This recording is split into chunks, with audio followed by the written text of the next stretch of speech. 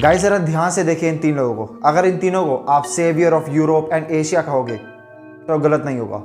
In short ये तीन लोग रियल लाइफ हीरोज थे जिनकी वजह से करोड़ों लोगों की जान बच गई। Alexei Ananenko, Valery Bespalov and Boris Baranov. अगर ये तीन लोग 1986 में चेर्नोबिल न्यूक्लियर प्लांट में मौजूद ना होते तो शायद आप और मैं आज जिंदा ही ना होते भी तो शायद किसी खतरनाक बीमारी का शिकार हो चुके होते। और जो यूरोप आज के टाइम पे आप देखते हो वो ऐसा तो बिल्कुल नहीं होता। तो क्या है इनकी स्टोरी और कैसे इन लोगों ने करोड़ों लोगों की जान बचाई और 1986 में ऐसा क्या हुआ था जिसके बारे में सोचकर यूक्रेन और रशिया की आज भी रूह कांप जाती है। साल 1986 में ना तो रशिया नाम का कोई देश था और ना ही यूक्रेन नाम का कोई इंडिपेंडेंट देश था। थी तो बस एक बहुत ही पावरफुल और बहुत ही बड़ी जमीन जिसका नाम था यूएसएसआर। ये इतना बड़ा देश था कि आधे एशिया को तो ये अकेले घेर कर बैठा था। हालांकि अब चीजें काफी बदल चुकी हैं, बट उस वक्त यूक्रेन यूएसएसआर का बहुत ही इंपॉर्टेंट हिस्सा हुआ करता था।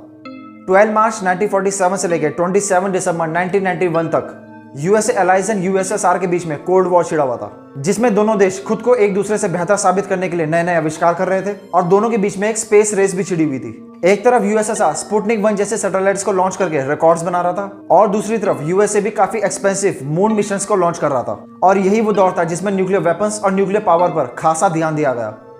उस वक्त यूएसए की इकोनॉमी काफी तेजी से इंक्रीज हो रही थी और उसका एक मेजर रीजन था और वो था यूएसए की डेवलप्ड सिटीज।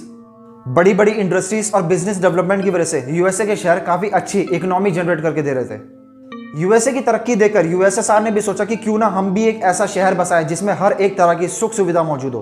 तो बस यूएसएसआर भी लग गया एक ऐसा शहर डेवलप करने के काम में जो उनको अच्छी खासी इकोनॉमी जनरेट करके दे सकता था, जिसका उन्होंने नाम रखा प्रिपयार्ड, जिसे आज हम द घोस्ट सिटी के नाम से जानते हैं। 4 फरवरी 1970 तक यह शहर लोगों के बसने के लिए बनकर तैयार हो चुका था और 1979 आते आते यहां पर करीब 50,000 से भी ज्यादा लोग बस चुके थे।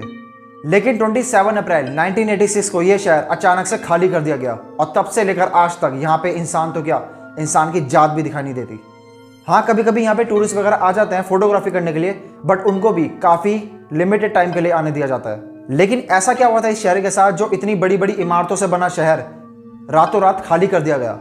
एक वेल डेवलप्ड शहर जो कि आज एक खंडर में तब्दील हो चुका है। अब देखो, गांव हो या शहर, उनमें लोगों को बसाने के लिए कुछ कॉमन चीजों की जरूरत होती है, जैसे कि पानी और बिजली। इस शहर से कुछ ही दूरी पर एक नदी बहती थी जिसका नाम था प्रिपयार्ड और इस शहर का नाम भी इस नदी के ऊपर ही रखा गया था। तो पानी की तो कोई कमी नहीं होने वाली थी। और रही बात इलेक्ट्रिसिटी की, तो उसका तरीका भी वहां की सरकार ने निकाल लिया था। तरीका था एक न्यूक्लियर पावर प्लांट से इलेक्ट्रिसिटी जनरेट करना। उसके लिए प्रिपयार्ड के किनारे बसे एक शहर चेर्नोबिल से करीब 16 किलोमीटर की दूरी पर एक खाली जगह को चुना गया और उसके कुछ ही समय बाद बनकर तैयार हो गया चेर्नोबिल न्यूक्लियर पावर प्लांट, जिसमें होने वाला था आज तक के इतिहास का सबसे भयानक न्यूक्लियर डिजास्टर। इस न्यूक्लियर पावर प्लांट में 4 न्यूक्लियर रिएक्टर्स थे RBMK 1000 मॉडल के, और जिसमें यह धमाका हुआ वो था रिएक्टर नंबर 4। और ये चारों रिएक्टर्स इतने ज्यादा पावरफुल थे कि यूक्रेन की 10 से 15% इलेक्ट्रिसिटी तो इनसे ही जनरेट होती थी। अब आपने विंड मिल्स को तो देखा ही होगा, वो कैसे इलेक्ट्रिसिटी जनरेट करते हैं ये भी आपको पता ही होगा। सिंपली कहें तो विंड एनर्जी की मदद से विंड मिल्स के टरबाइन को घुमाया जाता है जिससे फर्दर इलेक्ट्रिसिटी जनरेट की जाती है। सेम यही प्रोसेस न्यूक्लियर पावर प्लांट में भी यूज किया जाता था, बट वहां पे टरबाइंस को घुमाने के लिए विंड एनर्जी की जगह स्टीम को यूज किया जाता है और वो स्टीम मिलती है हमें पानी को हीटअप करने से। इन शॉर्ट अगर कहें तो न्यूक्लियर रिएक्शन से इंटेंस हीट जनरेट होती है जिसकी मदद से पानी को वेपोराइज किया जाता है और पानी को वेपोराइज करके जो स्टीम बाहर आएगी उस स्टीम से टरबाइंस को घुमाया जाता है जिससे इलेक्ट्रिसिटी जनरेट होती है। न्यूक्लियर फिजन के लिए इस प्लांट में ग्रेफाइट का यूज किया जाता था। इस प्रोसेस में न्यूट्रॉन्स को हैवी एटम से कोलाइड करवाया जाता है और ये हैवी एटम्स होते हैं यूरेनियम 235 एंड प्लूटोनियम 239, जो कि दोनों रेडियो एक्टिव एलिमेंट है। और जब उस न्यूट्रॉन को यूरेनियम 235 से कोलाइड करवाया जाता है तो उस यूरेनियम का एक एटम 2 में टूट जाता है और इस प्रोसेस में कुछ न्यूट्रॉन्स एक्स्ट्रा जनरेट होते हैं और वो एक्स्ट्रा जनरेट हुए न्यूट्रॉन्स आगे जाकर और एटम से टकराते हैं और ऐसे करते करते एक चेन रिएक्शन स्टार्ट हो जाती है जिससे इंटेंस हीट और काइनेटिक एनर्जी जनरेट होती है। और इस न्यूक्लियर चेन रिएक्शन को कंट्रोल करने के लिए उन रिएक्टर्स के अंदर कंट्रोल रॉड्स का इस्तेमाल किया जाता है जो कि बोरॉन से बनी होती है। न्यूक्लियर फिजन में जो ये एक्स्ट्रा न्यूट्रॉन्स जनरेट होते हैं ना, उन न्यूट्रॉन्स को ये बोरॉन से बनी रॉड्स एब्जॉर्ब कर लेती हैं, जिसकी मदद से न्यूक्लियर चेन रिएक्शन को कंट्रोल में लाया जाता है। अब ये जो डिजास्टर हुआ था ये हुआ था एक सेफ्टी टेस्ट के चलते। जिस पानी को हीटअप करके स्टीम बनाई जाती थी उसी पानी को एज अ कूलेंट भी इस्तेमाल किया जाता था ताकि उन रिएक्टर्स को ठंडा रखा जा सके, और उसके लिए पानी की सप्लाई 1 मिनट के लिए भी रुकनी नहीं चाहिए, वरना ये रिएक्टर्स ओवरहीट करके ब्लास्ट कर सकते हैं।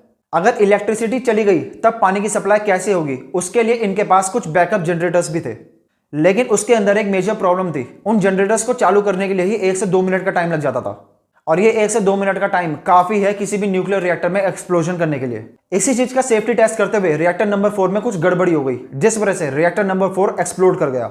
ग्रेफाइट की लिड्स ऊपर नीचे होने लगी, और जब वहां काम कर रहे साइंटिस्ट ने रिएक्शन को कंट्रोल करने के लिए इमरजेंसी शटडाउन बटन दबाया तो अचानक से सारी कंट्रोल रॉड सीधा नीचे चली गई। लेकिन इसके बावजूद भी बात सुधरने की बजाय और बिगड़ती चली जा रही थी, और देखते देखते रिएक्टर नंबर 4 में एक ऐसा एक्सप्लोजन हुआ जिसका नतीजा वहां के लोग, पेड़ पौधे और जानवर आज तक भुगत रहे हैं। ये एक्सप्लोजन इतना भयंकर था कि इससे निकली रेडिएशन हिरोशिमा पे गिराए गए न्यूक्लियर बॉम्ब से करीब 300 गुना ज्यादा थी। इस धमाके के कुछ ही समय बाद रिएक्टर का कोर मेल्ट होने की वजह से एक और धमाका होता है, और यह धमाका पिछले धमाके से भी ज्यादा खतरनाक था। इससे जो रिएक्टर्स के ऊपर हजारों टन की ग्रेफाइट की लिड्स रखी हुई थी वो भी हवा में उड़ गई। काफी सारा रेडियो एक्टिव मटेरियल हवा में रिलीज हो चुका था, और करीब 2 साइंटिस्ट की तो मौके पर ही मौत हो गई। धमाके के बाद जब फायर फाइटर्स को बुलाया गया तो उन्हें बताया गया कि ये नॉर्मल आग है, लेकिन उन लोगों को नहीं पता था कि इस जगह पे कितनी खतरनाक रेडिएशन फैल चुकी है। इस आग को बुझाने के लिए सैंड, बोरॉन और लिड्स जैसी चीजों का इस्तेमाल किया गया ताकि रेडिएशन का असर थोड़ा कम हो सके, लेकिन उसके बाद भी इस आग को बुझाते बुझाते करीब 10 से 15 दिन लग गए। जो हेलीकॉप्टर्स इस आग को बुझाने का काम कर रहे थे उनमें से एक हेलीकॉप्टर मौके पर ही क्रैश हो गया, और उसके अंदर जितने भी लोग बैठे थे वो मौके पर ही मर गए। यहां तक कि जिन फायर फाइटर्स को बुलाया गया था उन फाइटर्स को भी रेडिएशन ने अपनी चपेट में ले लिया था, और उनमें से करीब 70 फायर फाइटर्स कुछ महीने बाद ही और कुछ फायर फाइटर्स कुछ सालों बाद ही रेडिएशन की वजह से मर गए, और जो नहीं मरे वो कैंसर जैसी भयानक बीमारी का शिकार हो गए। अब बात करते हैं उन 3 लोगों की जिन्होंने अपनी जान पर खेल के करोड़ों लोगों की जान बचाई। वैसे तो इस डिजास्टर में काफी सारे ऐसे लोग हैं जिन्होंने अपनी जान जोखिम में डालकर लोगों की जान बचाई। Alexei Ananenko, Valery Bespalov and Boris. अगर ये 3 ना होते तो उस दिन उस रिएक्टर में एक तीसरा बड़ा धमाका हो सकता था, और कहा जाता है कि यह धमाका इतना खतरनाक होता कि इससे निकली रेडिएशन पूरे यूरोप और एशिया को अपने चपेट में ले लेती, और न जाने कितने मासूम लोग मारे जाते। रिएक्टर नंबर 4 के नीचे एक बहुत बड़ी पानी की टंकी थी जिसके पानी को ऐसा कूलेंट इस्तेमाल किया जाता था। अब प्रॉब्लम यह थी कि धमाके की वजह से जो हीट वहां पर जमा हो गई थी वो हीट अगर उस पानी की टंकी तक चली जाती तो उस पानी की टंकी के अंदर का सारा पानी वेपोराइज हो रहा था, और स्टीम के बाहर निकलने की जगह ना होने की वजह से एक और बड़ा धमाका हो सकता था, और इससे न जाने कितना सारा रेडियो एक्टिव मटीरियल हवा में फैल जाता। इससे बचने का सिर्फ एक ही तरीका था, और वो तरीका यह था कि इन तीनों को उस पानी की टंकी के अंदर उतरकर उस टंकी को खाली करना था। लेकिन ये कोई ऐसा वैसा पानी नहीं था, ये रेडियो एक्टिव पानी था, मतलब कि इसके अंदर कोई भी जाता तो उसकी मौत पक्की थी, उसके जिंदा बचने के चांसेस बहुत ही कम थे। ये सब जानते हुए भी ये तीनों बिना डरे उस पानी की टंकी के अंदर गए और उस पानी की टंकी को पूरी तरह से खाली कर डाला, और इस तरह से एक और बड़ा धमाका होने से बच गया। फॉर्चुनेटली ये तीनों इतना खतरनाक काम करने के बाद भी जिंदा बच गए, और इन तीनों की बहादुरी देखते हुए 2018 में यूक्रेन की सरकार ने इन तीनों को ऑर्डर ऑफ करेज अवार्ड से सम्मानित किया गया। धमाके के दौरान करीब 237 वर्कर्स को तुरंत हॉस्पिटलाइज किया गया, और करीब 134 वर्कर्स के अंदर खतरनाक रेडिएशन के सिम्टम्स दिखाई दिए गए। 237 वर्कर्स में से 28 वर्कर्स कुछ महीने बाद ही मर गए, और उनमें से कुछ सालों बाद मरे। करीब 9000 से भी ज्यादा यूक्रेन, बेलारूस और रशिया के सिटीजन्स में कैंसर पाया गया, और वहां के आसपास में रह रहे पेड़ पौधे और जानवरों को भी रेडिएशन ने नहीं छोड़ा, और उन जानवरों के अंदर भी जेनेटिक मॉडिफिकेशन देखने को मिली। उन जानवरों का दूध पीने की वजह से भी वहां के बच्चों में थायराइड कैंसर जैसी प्रॉब्लम्स देखने को मिली। करीब 20,000 से भी ज्यादा बच्चे हैं जो कि उस डिजास्टर की वजह से थायराइड कैंसर का शिकार हो गए। आज की कंडीशन देखें तो कुछ ऐसी है वहां की लैंड, और ये है वो प्रिप्याट शहर जिसको इस धमाके का सबसे बड़ा खामियाजा भुगतना पड़ा। तो ये थी पूरी कहानी चेरनोबिल न्यूक्लियर डिजास्टर की और द सिटी ऑफ घोस्ट की। आपको कैसी लगी कमेंट में जरूर बताना, और रेडिएशन इंसान का क्या हाल कर सकती है इसके ऊपर मैंने ऑलरेडी वीडियो बनाई है, अगर आप चाहो तो उसको देख सकते हो। लिंक आपको पता है कहाँ मिलेगा। तो मिलता हूँ आपसे एक नेक्स्ट वीडियो में, तब तक के लिए बाय बाय।